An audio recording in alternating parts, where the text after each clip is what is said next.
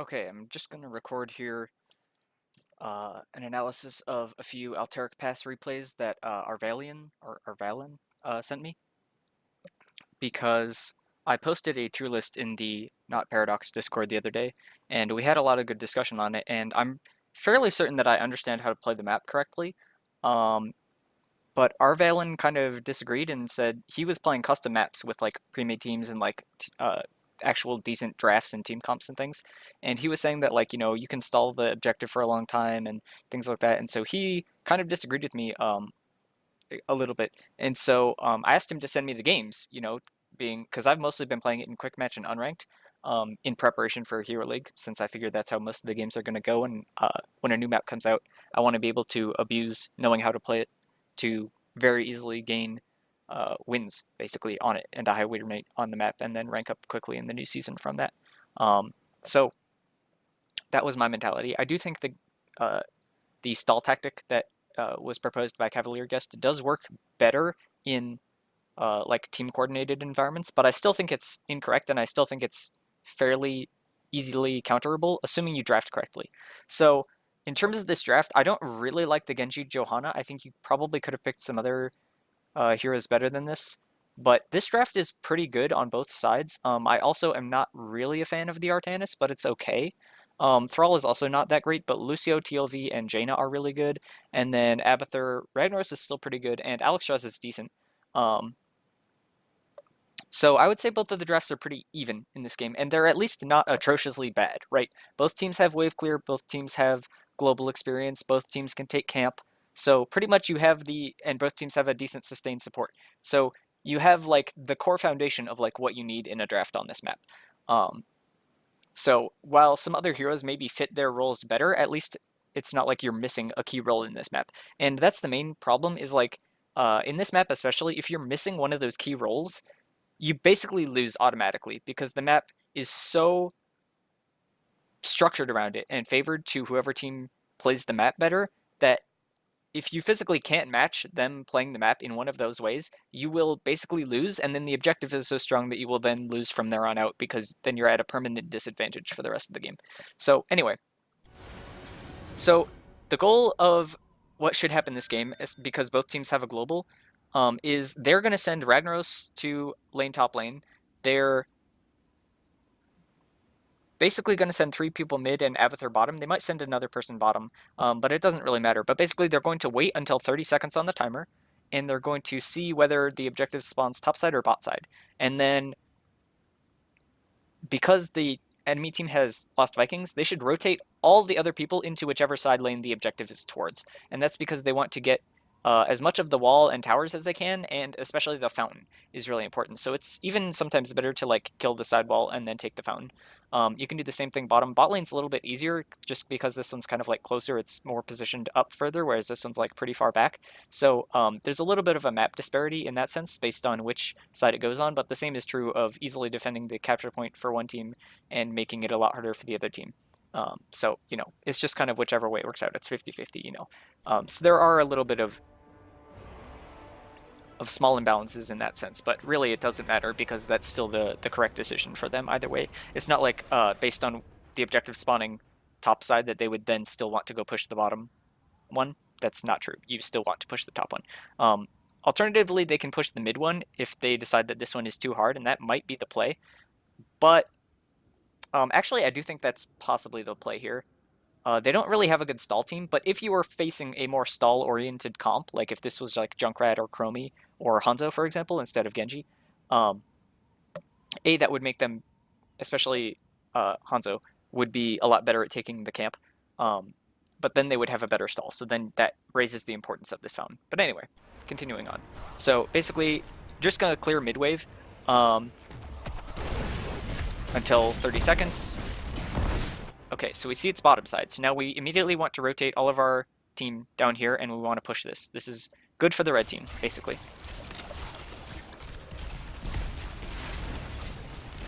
So Jaina and Thrall are slow on this rotation. So they're not going to get as much out of this push as they could, in theory. Wow, they're still not coming down here.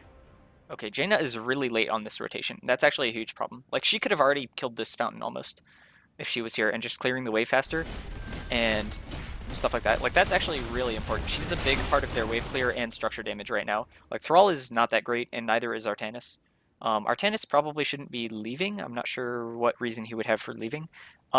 At level 4, which is roughly about 2 to, well, it's roughly like 2.5 minutes, I would say, is when you hit level 4 on this map, is the Thrall and Jaina, and maybe the Artanis even, depends on how fast they want to clear it, will take the, or should take the null camp here. It's a little bit harder for their team because they don't have as good of a camp taker. Ragnaros is decent, but they'll probably also want to pull up Genji to do it. And then Johanna should probably be down here and wave clearing as much as possible because Johanna doesn't really influence the camp that much. And then maybe I would send Abathur mid at that point because Abathur's not really accomplishing much down here.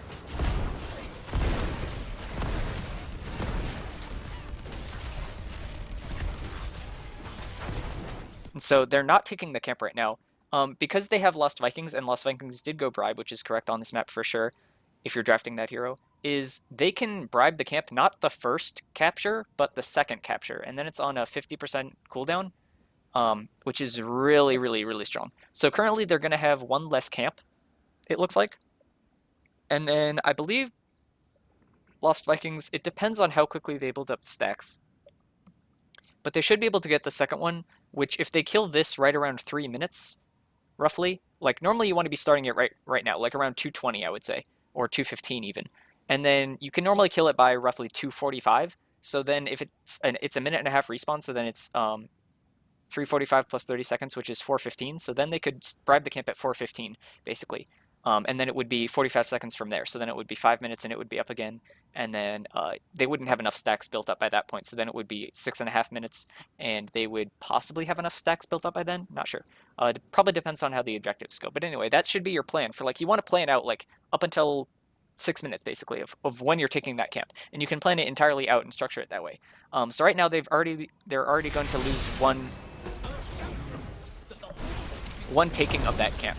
So that camp would have helped them push in mid, get some structure damage here. It would have forced a rotate up middle to defend because that null camp is ridiculously strong. And then they could have gotten more structure damage down on the bottom wall and definitely gotten this fountain and probably the other tower at least, and maybe even some damage on the fort prior to this objective spawning, which makes their defending it a lot harder because then they have to go all the way up here to this fountain if they're defending in middle. And of course then if the objective is getting stalled at this point and you can't win this objective as the red team, then like I said, you can go take the camp again and then again 45 seconds later at 4:15 and then 5 minutes, and that's also going to be a really strong push on middle. So if this is just getting stalled, you can basically just continue to push bottom, try and take this fort and pressure them to rotate down, and then when you have your null camps, strong push mid and pressure them that way. And then basically when you win the objective on this map, you're probably getting a fort guaranteed in one of the side lanes, whichever side lane it spawns closest to that you stack your people in. And so if they're going to be losing a fort by stalling the objective, at that point, if they had just given up the objective, they would have stalled the fort anyway. So it's basically a lose-lose situation for them where they're trying to defend against not losing a fort, but no matter what they do, they're going to be losing it, which is why Lost Vikings is actually pretty strong on this map. And for the global experience, because you want to be able to soak the lanes, of course, to not fall behind in experience, especially against an Abathur who's also going to be trying to match you in experience. So they're going to be fighting over the objective here. They have Vikings, so Jaina doesn't need to be down here. Currently, she can be fighting over the objective. The problem is she's trying to make up for her late rotation by getting damage on this wall and the fountain especially. So it's kind of her mistake is snowballing here a little bit. Ragnaros is, or was doing camp. So Ragnaros, again, their team is not great at clearing the camp, so they aren't going to get the camp either. So both teams right now should have had a camp going mid. But they don't. But the problem was Ragnaros still tried to take the camp anyway, so they were fighting this. It should have been 3v4, but it's actually a 3v3. But regardless, they get the capture.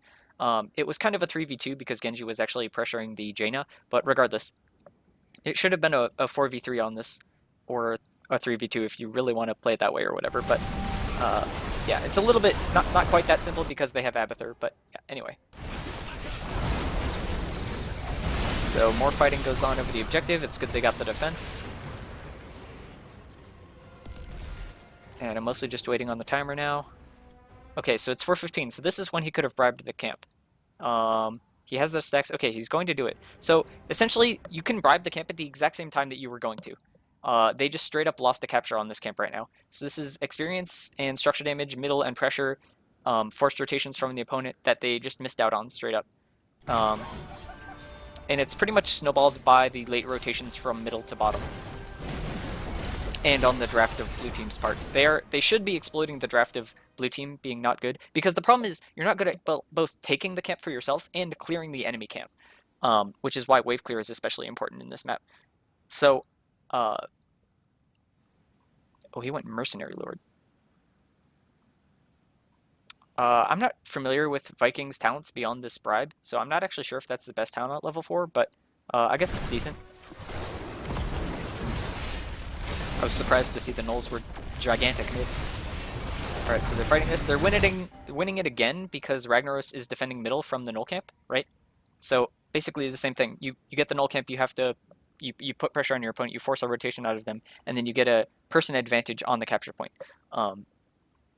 And if they're trying to stall the capture point, then you take your push advantage and pressure into the structure damage, and then once their structures are dying, they can't physically stall it anymore. So that's the way to both beat the stall draft and to play when you have these superior wave clear camp taking abilities.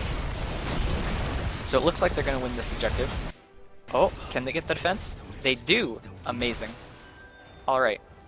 So now it's 5 minutes. They could have gone and gotten this camp again. I understand why they didn't, because they were fighting over the objective. But off this respawn, Jaina should be able to stall this. It's a little bit sketchy. Okay, so this is why I kind of like Thrall is not that great. And same with Artanis, is you can't really poke over the objective very well. You really need long range poke, like Junkrat, Chromie, Hanzo. Those are like some of the top hero picks on this map. And then that would free up your Jaina to then go take this camp, because Jaina can take camp really fast, especially post level 7.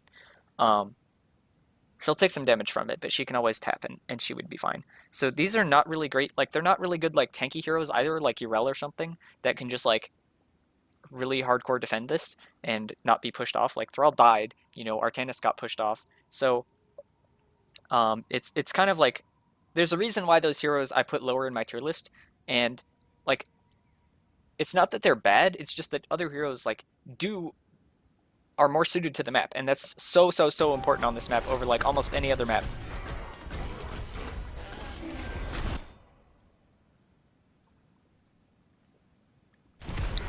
Alright, so they're trying to get a collapse here.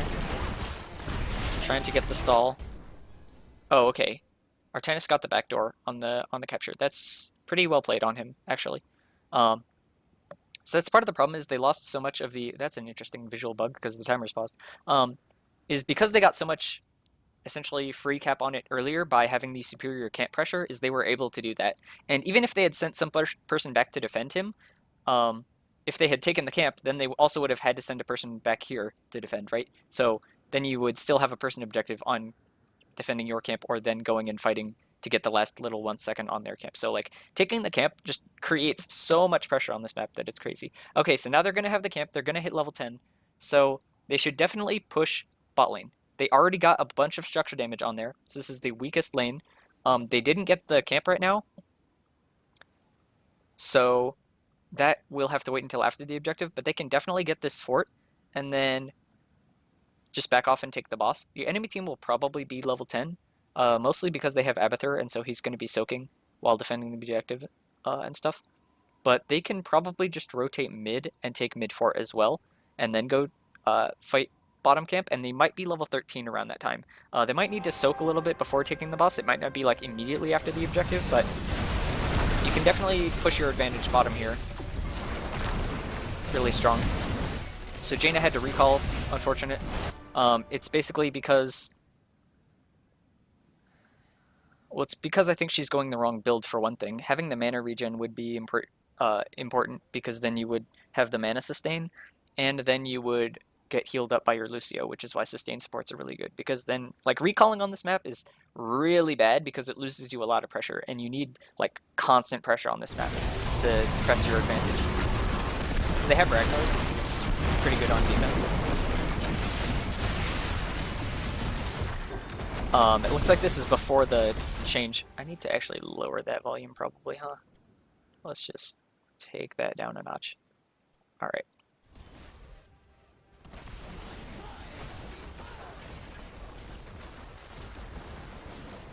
So yeah, going for the keep here seems a bit, like, optimistic, I would say. Especially once you get Dragon out of them, I would just recall, and then I would definitely probably just try and push down mid and soak to 13.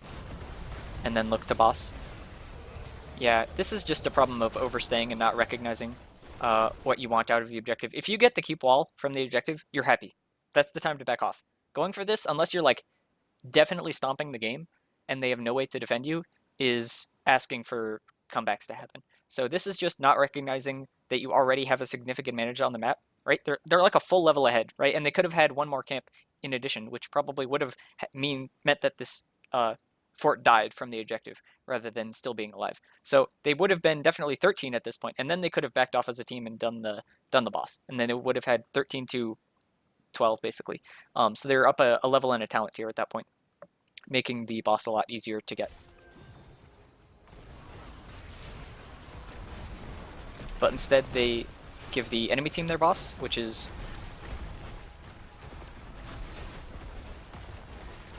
like, this is literally all a result of, like, the first 4 minutes going wrong currently. And the overstaying bottom. Like, that's just not being used to the map yet and not knowing what you should expect to get from it. But luckily, being good at taking the camp means you're also good at clearing the enemy camp, and same with the bosses. Having good boss control means you can defend against the boss quite easily. So now you are literally going to play the map the exact same, except mirrored across the mid lane. So you want to take the camp before the objective spawns. So again, missed opportunity there. And then you want to pressure the side wave, which luckily should have already had happened by the first objective. So you've already got an advantage in that lane from that. And then you do the same thing where they're pressured by the camp middle, and they have to send one person to defend it, and you take the capture point 4v3. And then press that advantage probably to the keep wall again, and then back off and take the boss.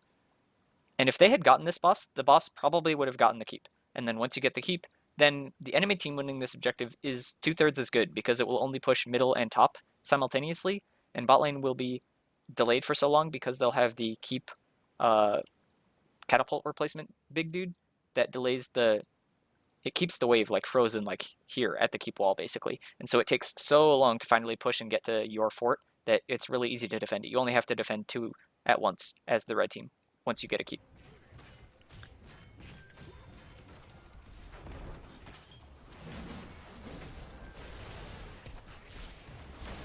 I just want to check on bribe stacks real quick. Okay, so they're almost able to go bribe the camp again.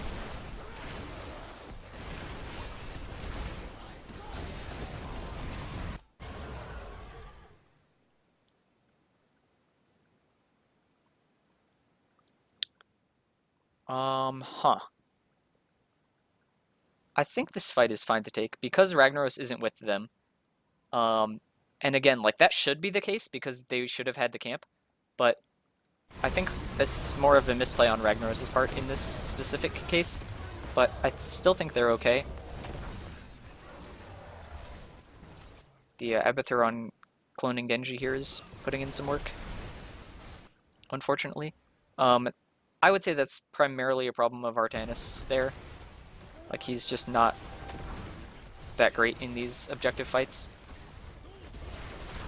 Thrall is okay, but nothing spectacular. It's just hard for him to get on anybody because he has to run at them, basically, or shoot his skill shot at them, and there's so much room to dodge. Which actually is one of the main things that makes Genji, like, really good on this map, is he has a lot of space to maneuver around and do these things, Genji things.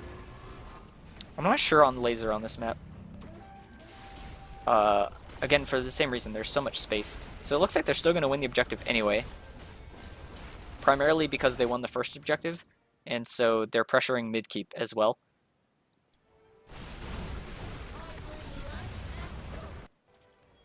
simply by having like Vikings. They can pressure mid and bottom keep. Ragnaros keeps having to lava wave bottom, and mid keep is still getting damage done on it. So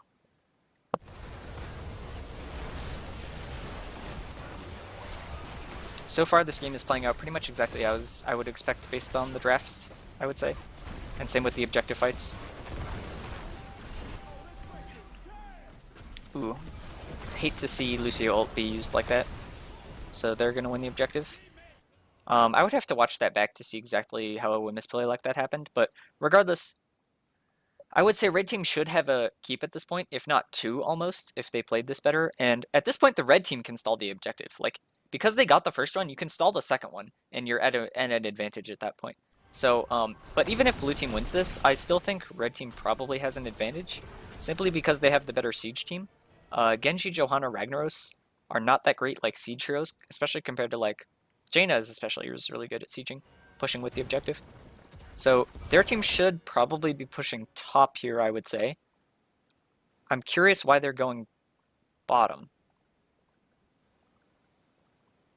I guess it's because they already got the boss there, and so they have slightly more structure pressure on it, and they're trying to match so that they're not having to defend bot lane by losing a keep. That makes some amount of sense. I think this is okay, but Ragnaros needs to be with the team, I would say. Abathur, I don't think it's worth soaking mid and top at this point. I think it's better to definitely try and get the structure bottom.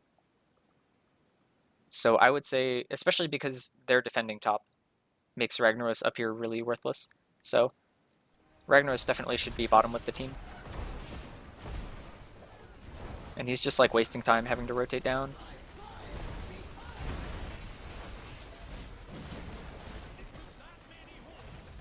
And Ragnaros can kind of soak via lava wave, so I think keeping like Abathur middle and lava waving top, or vice versa, I guess, works too, rather than lava waving bottom, which is where you should be.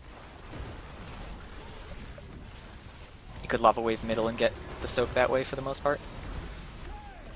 Because now they're basically fighting 3v3 instead of fighting up a person. So yeah, blue team kind of misplayed winning their objective. So instead of getting a keep, probably, they're just going to get, looks like 1 fort. That's really bad. They bribed a camp again. Red team is trying to go for this boss. Alright, that was ambitious, but that's a pretty big advantage for them. So red team should definitely be going and doing the other boss right now.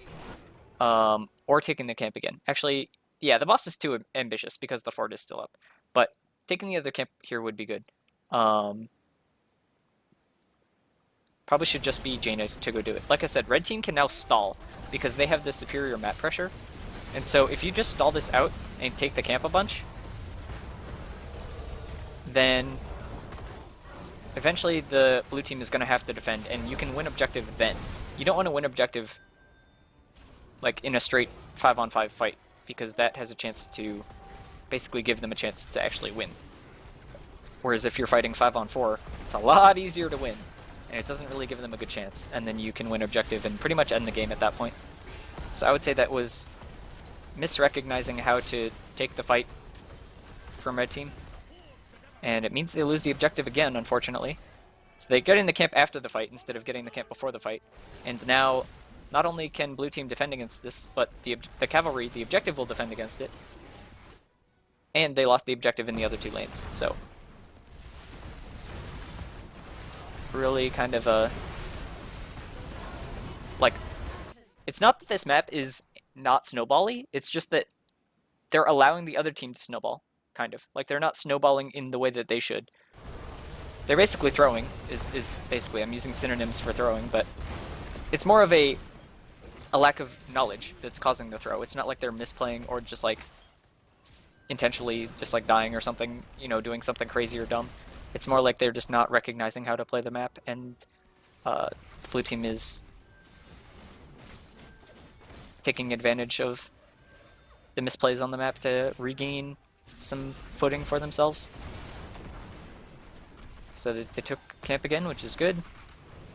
Both teams do not want to fight over this boss because the objective is more important than the boss. Blue team will have to send people to defend the camp, and they're eventually actually okay. Currently, this is untrue. In this patch, this is played on. If you have 2 keeps up and only one wave of minions, the core will not die. But I believe after the scaling changes, that's not true anymore. Although the core does scale now too. I'm not sure actually. Anyway, I think it's fine. They shouldn't need to defend bottom is what I'm trying to say. Taking the boss here is definitely the wrong call, I think, because they have this fort still up, which they wouldn't if they had won the previous 2 objectives that they should have won. But regardless, yeah, they gave up a lot on this capture. But, so they have to win this fight basically in 30 seconds. Otherwise, they're in a bad spot.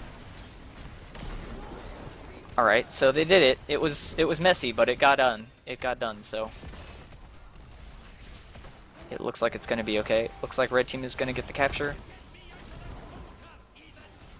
Regardless of losing people. Like, there's just no world in which Jaina should have been there, so it's fine. That's the type of normal game throw that you would see. That's not just playing the map incorrectly or something. So yep, red team wins the objective. They already have 2 keeps down. So the objective basically wins the game at this point.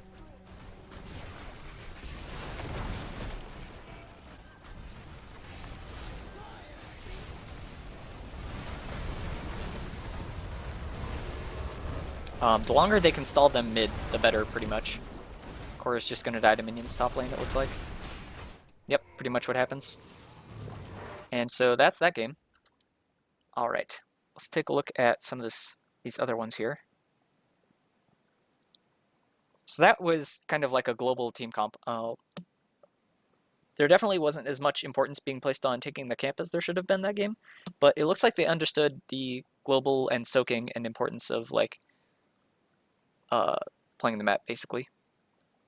In that sense, like these are better drafts than I would have been expecting out of people that didn't really understand how to draft. Okay, I'm gonna stop recording here, and I'll open up with. I have 2 more replays after this to look through.